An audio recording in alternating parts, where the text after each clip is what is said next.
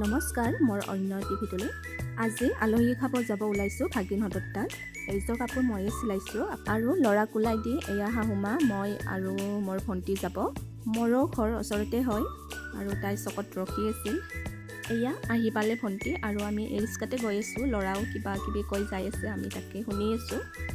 সি গাড়ীবিলাক চিনি পায় আৰু আমাক দেখাই দি আছে কোনখন কি গাড়ী। এয়া আমি দোকানত সোমালোঁ, কিবা কিবি ল'লোঁ মিঠাই আৰু কুমাৰী কটা হয়, আমাৰ পৰা বেছি দূৰ নহয়। এয়া বাইদেৱে ৰেডি কৰি থৈয়ে দিছিল, পুৰি পাপৰ কণী লাৰু বনাই থৈয়ে দিছিল। যাই পেলাই আমি ধুনীয়াকৈ চাহ খালোঁ আৰু ল'ৰাক এয়া ড্ৰেছ চেঞ্জ কৰি তাকো খাব দিলোঁ। এয়া চাহ তাহ খোৱাৰ পিছত ল'ৰাৰো টোপনি ধৰিছে, তাকো খুৱাই থৈ দিলোঁ।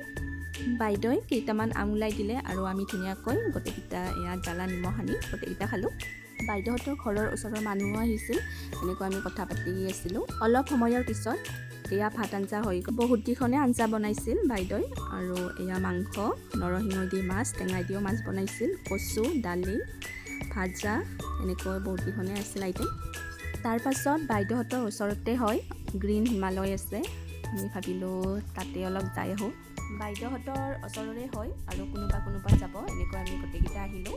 ল'ৰাক থৈ আহিছোঁ আইতাকৰ লগত আৰু পানীৰ জেগা হয় আৰু সি পানী দেখিলে এনেই পাগল, সেইবাবে লৈ অহা নাই।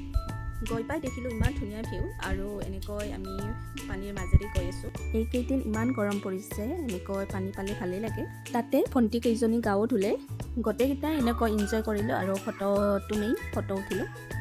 আজিৰ ভিডিঅ'টো ইমান এইবাৰ